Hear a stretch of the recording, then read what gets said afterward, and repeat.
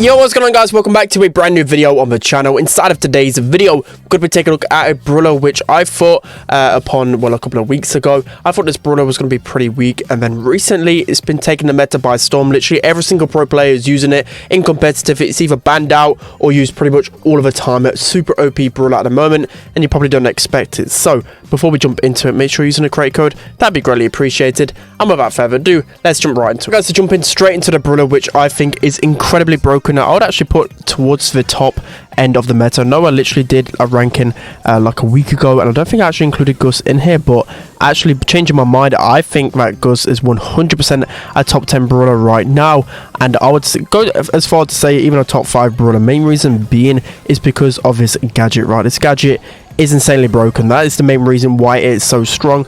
Literally, you get insane damage output. When you think about it, you can deal like up to, I think, like 4k damage in an instant. Actually, no, it's not 4k. I think it's 3.2k because obviously if you pop literally the ghost straight away, literally as soon as it lands, you're going to be able to explode it, and they're going to die literally instantly. That's going to be the first game over pretty quickly. Let's hop into the next one. All right, guys, jumping into the next match then. So as I was trying to say about the ghost thing, is that pretty much there is zero counterplay to this mechanic, right? The ability to just explode the ghost instantly. I've said it in the past as well. It reminds me of the tripwire meta with Bo, and I think this is going to be insanely meta. Just imagine if Gus gets any type of changes, right? Because I don't think in the core like stats, maybe that it doesn't really show, like, you know, in like ladder for example, that like Gus is completely broken. But when it comes down to competitive, and if you remove certain brawlers from the draft or just like a more defensive map, you're going to see Gus being played pretty much every single time, because it's so incredibly hard to deal with like a really good passive Gus that's just able to charge shots at a distance. But also with his star power as well, you can get out so much damage output, way much more than before, and Gus can actually be used as a solo brawler. So that's going to be another win. Let's hop into the next one. All right, guys, so jumping into the next game then. So we've got to be talking about his best game modes, maps, and whatever else, just to show you guys like how strong he is and which game modes you're going to be best pushing him on. So first one is bounty. Then so bounty, I would say, is one of his better modes. He kind of reminds me of like the Byron kind of playstyle,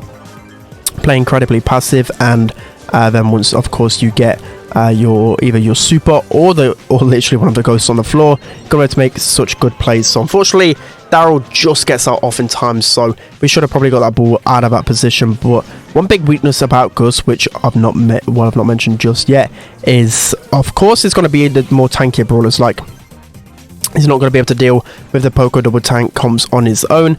He's going to be able to have some good zoning against it, but of course, like, he doesn't have the most DPS, so you've got to be a little bit careful against those tankier brawlers. But it's pretty easy in the draft to counter tanks, and also there's just a lot of tank counters in the draft. Like, there's a lot of Gale, a lot of Colette, Otis, B, etc, etc. So you're probably not going to face off against tank too much in draft, so don't need to really worry about that. Brawl is probably one of his more weaker game modes, because you're probably going to face off against those brawlers more so than not. I actually miss the super onto the M's. I miss so many supers with Gus. I mean, over time I probably get a little bit better, but I can't be the only one that's actually so bad at hitting your supers with Gus. So gonna give this to Alex. He should have enough. Okay, no, but just pass it to the Mortis, unfortunately, but he just somehow get that one in. So that's gonna be another game. Let's hop into the next one. All right, guys, jumping into the next game then. So talking about other game modes as well, we have gem grab. We have pretty much every single map, probably except for the really grassy ones. I would recommend playing Gus on, but still you probably get away with playing him in mid on those grassy maps. So yeah, as I said, you've got Hard Rock Mine, Double Swoosh, and Crystal Arcade, all maps that he's going to be pretty good on. You can play him literally mid or a lane. It is really up to you. You can get away with playing a lane just because of the ability to literally just melt anyone in a 1v1 once you get your super, and then of course the gadget. But also you have, I think in competitive, Minecart Madness is an amazing map for him. I've seen him being played on that map quite a lot, and he just completely wrecks everyone. I absolutely love Gus on that map. You've also got Heist, which still he's used quite a fair bit on like maps like Safe Zone for example. A little bit more passive, can get away with playing a brawler like Gus. Probably not like Pit Stop.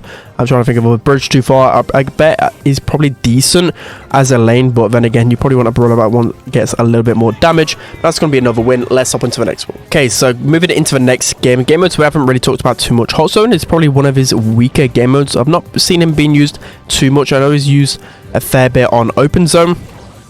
Not too sure about John Beaters, but I guess he's probably decent on that one, but again might get overridden by a few other brawlers, because he hasn't really got the I don't know what you really call it, like the presence of some brawlers that have like, I don't know, like B, for example, or a Stu in the middle, or a Poco. Like, he doesn't really have that, but he's more of a brawler that sits in the back. But then you have Knockout as well. Knockout, I've seen him being used pretty much everywhere there. So yeah, Gus just overall fantastic brawler, and you just got to try it out. Again, I know he's not completely like OP in the 1v1 instances, but there's just so many engagements where you can get a lot of value out of a Gus, and just being able to sit in the back, pop off, get your shield, get your gadgets. Just amazing. Let me know whether you think I'm overrating Gus or not, but I thought at first that pros were definitely overrating Gus, but as time has gone on, I don't know, I have to say that he's definitely a strong brawler, and I could see maybe in the future him getting a nerf. Like, I would be surprised if he was actually left untouched in the next set of balance changes, just because of how strong he is pretty much everywhere. Like, again, he did get a buff, I think before he was released, but that was definitely needed, because beforehand I was pretty sure that he was going to be one of the worst brawlers within the game, but now we're at a point where he's actually one of the best brawlers within the game. So it's me thinking that these new brawlers probably wouldn't be as strong, but as time goes on, as people learn how to use them, they just become more broken and broken. So we should be able to score and finish this one off. So that's going to be it for today's video, guys. I hope you enjoyed this one. Let me know what you think of Gus in the comment section below. Don't forget to like, comment and subscribe, and I'll see you guys next time.